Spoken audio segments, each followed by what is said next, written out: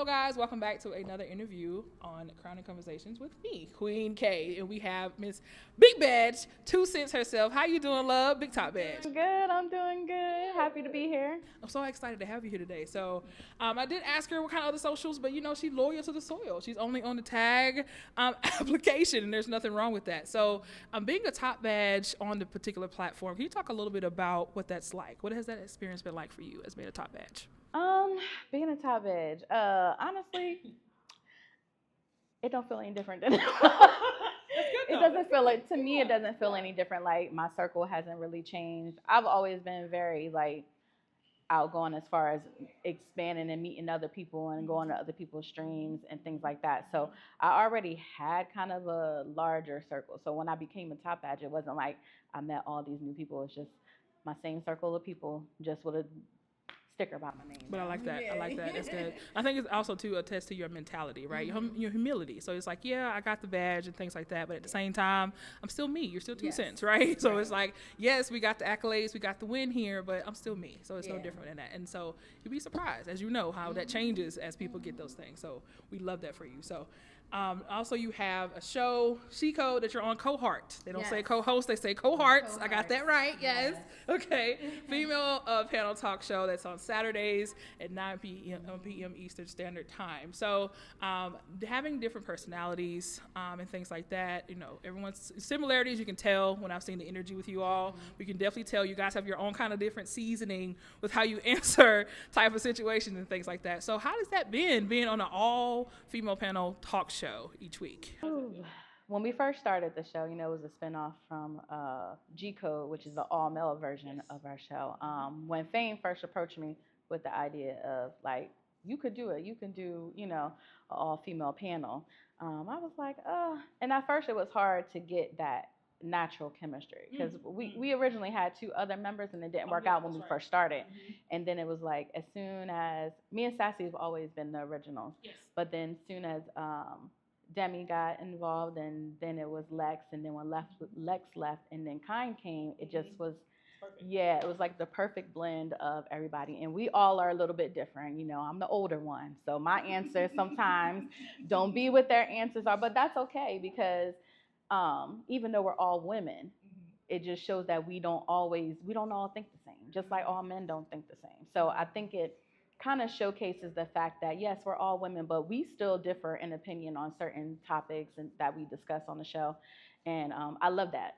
And we almost 3 years strong. So we've been doing it for 3 years, almost 3 years on the app. Yeah, we've been being loyal to it. It kind of keeps me coming back to stream because sometimes that'd be the only time people see me. But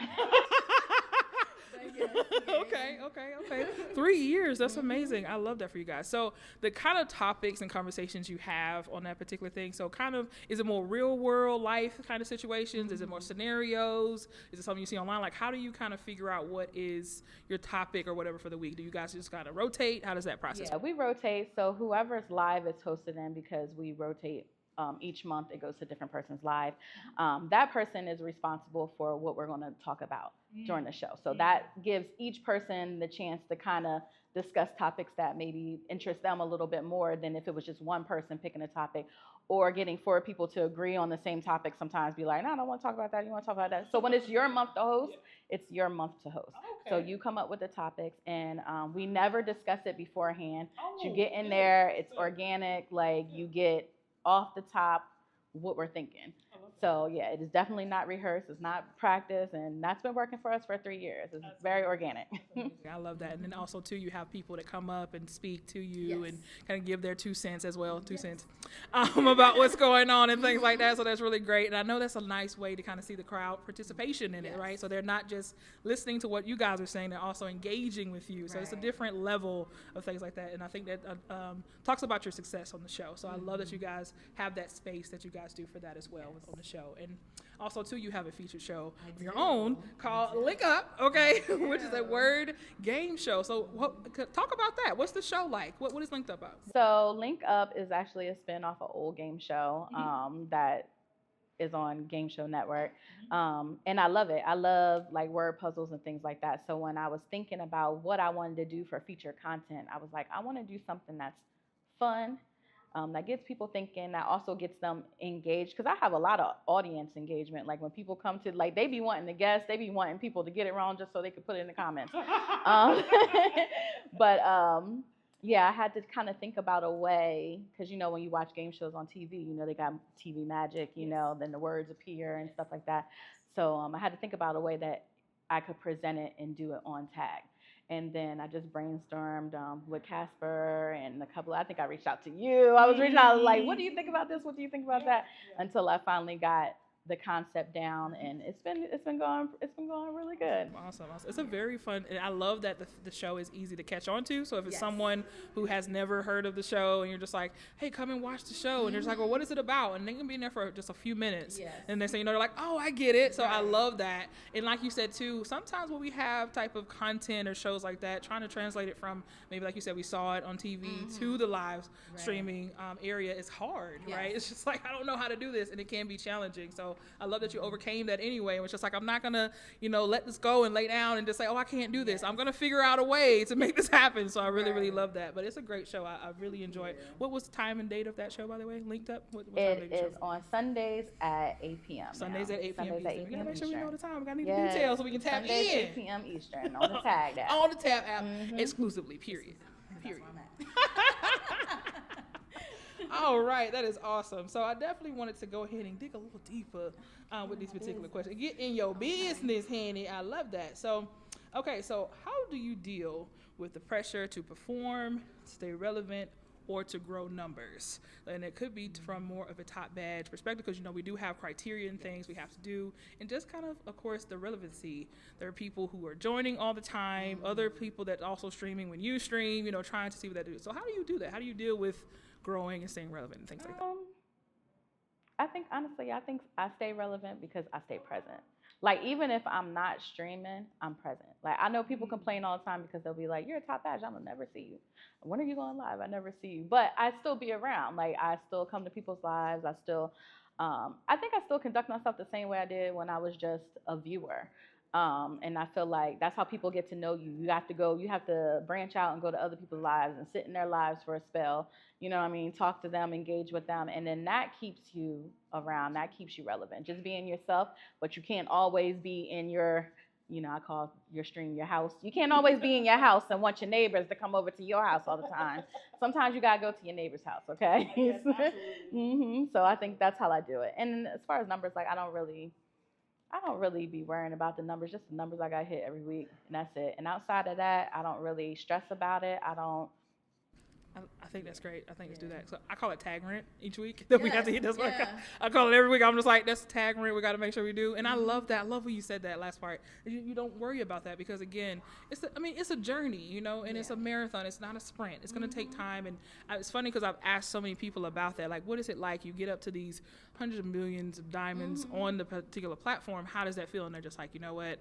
I should have took my time. I should have pace it out a little bit more. So I'm just like, okay, so it's not all hyped up. It needs to be. So it's like, look, as long as I'm here, do what I need to do, get my tag rent, and people are happy with the content we're doing, that's what matters, right? So I love that you highlighted that because it's very important to make sure, say quality over quantity. Yes, and I'll have my top badge a year tomorrow. Oh, tomorrow? My top badge anniversary is tomorrow. That is awesome. May 17th. I have my badge for a year, and I'm only at 20 million. So that just goes to show you that I don't really concern myself with.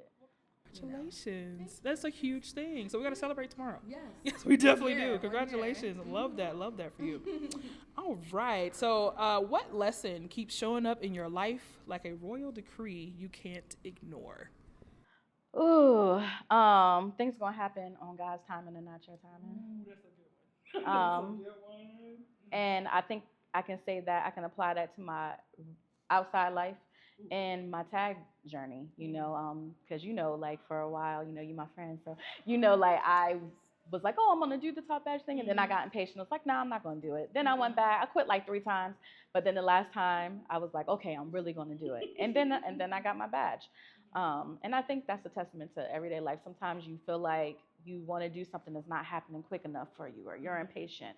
You want it to happen right now, but it's not always when you want something to happen is when God's going to make it happen for you and in that time. And so anything I miss out on, I always look at it like a lesson, but a blessing. Like, okay, this is not meant for me right now, But what's for me is going to be for me. That don't stop me from striving because I'm always, I'm always working and moving and group. But it definitely makes me look at setbacks differently. I love that. I love that. Yes, because it's very true. It's on his time and not our time, for sure. So absolutely. So now I don't think I talked about this yet. So let's step back a little bit. Okay. So the why you started streaming in the first place. So what was kind of the why behind that? What kind of started you on this particular thing? Okay, this is a funny story, and I tell it every time. I told it when I got my top badge and everything. When I started my journey on tag, I didn't even know what tag was. I actually had a friend. She was a streamer. Her boyfriend was having a party. She invited me out here because she was like, all his friends are streamers. I don't have no friends here. You come out here. Then I came. I was like, what you guys doing? They were like, oh, we're streaming on this app. I was like, oh, okay. And I was like, oh, okay, that's pretty cool. Then when I was traveling for work, I was bored, to be honest. So I was like, oh, well, let me tap into this. And then I frequented Cut Those Slims Live. Okay. And that was my hiding spot. I'd be over there every day. I'd be in his box. I'd be holding it down. And he's like, you know what? You need to start streaming. Because you come over here, you go to other people's lives that I had met in his live. And he was like, you need to start doing it for yourself because you're always generous and gifting and showing support people. He was like, you got to give them a chance to show that back. And he actually kicked me out his live until I went live. No way. And that's what started my journey. Wow. No way. I was forced. But I'm glad that he forced me to. Absolutely, me too. Absolutely. So it's funny that you say that. So that's how you started. Now that you fast forward now where you are, like you said, 1 year coming up on your anniversary, things like that. So has your why changed? Do you feel like why you stream is different? Okay. Yeah. In what way? I feel like my why has changed because of the connections that I made. I always find it like, tag is its own community of people. And I have friends that live in my neighborhood. You know what I mean? So I want to keep in contact with the people that I've met, that I care about, that I don't necessarily live close to and can see all the time. So tag gives me that access to them when I can't, when I can't see you in person. I know I can catch you live. I know I can check on you from there. You know what I mean? Yeah. So it's the sense of community and the people that I've met some awesome people. So that's the why for me. Love that. Now, since you said community, I want to ask you this question. So what has been your most memorable moment with your community so far? What would you say that most memorable moment? Yes. I mean, you got your badge. I did get. That was That was great. But if you have another one, yes, that please. Was, and Zach had gift sounds on, but we're not gonna talk about him. They was like, turn the gift sounds off. Oh gosh. I would say so many. Most. I know. That's why I'm like, there literally is so many moments, but I would think the most memorable moment for me are when I started and I was having karaoke nights. My Sundays karaoke was always so fun, and people come in and sing, and we'd be there from 9 to midnight every Sunday, and it was like a thing for a long time till I stopped doing it. But those times like we spend with people and have fun, and just because I'm not streaming unless I'm doing something fun. I'm not one to like, oh, I'm just here, I'm live, y'all come, hang out with me. I'm live for a reason, or I have to be doing something. Yeah. So, yeah, for me, it's definitely karaoke nights. They were always lit. For sure. For sure. Now I'm looking at some of these interesting interests and fun facts that you provided for me here. Now I definitely, like you said, you love karaoke. Yes. And you love to travel. We love that. So traveling, favorite place you've been to so far? Traveling. Spain. Spain. What's it like in Spain? Beautiful. I didn't want to leave. Food. If my Duolingo was hitting earlier, I'd been over there. I would have had a casa in Spain. Okay. Oh my gosh. Yeah, I lived in Germany for 6 years. Okay. I was married. My husband was in the military, and that's when I got the travel bug. I was like, I'm in Europe. Like, you know how expensive it is for us to come to Europe from the States? Like, I took advantage. I went everywhere. Spain, Italy, Poland, Czech Republic, Amsterdam, England, like everywhere I can, because it's so cheap. Yes. So I've been so many places, and then I just continue doing that. I love a vacation from life. Vacation from life. A vacation Unplug, from, yes. And I feel like you should at least take one vacation. It don't have to be an expensive one, but just take some you time every year. I find it very therapeutic. I love that. I love that. So I hate this. We got our last question. I'm so sad. This has been so fun. But I got one more question for you. So what advice would you give someone trying to find their purpose or crown moment? Do as a content creator. Well, I mean, in life too. Do what you find enjoyable. Because if you're not enjoying what you're doing, it's gonna feel like work. It's gonna feel like a job. And no matter how much you get paid, don't nobody like going to work. Like if you could just sit at home and get paid, like you would do that. You know what I mean? So if you're taking your time, because it is time consuming, if you're taking your time and you're putting it into being a content creator, do what you want to do, what makes you happy. Sometimes you got to search and find that, but do what makes you happy, what you enjoy doing, because people will feed off that energy. If they see you having fun with it and you're exerting that, oh, okay, I like going over there. She's fun. She be popping, because you're actually enjoying what you're doing, then you should do that. That be true to yourself. What you like is so important. It's so easy to get caught up in what people say you should do.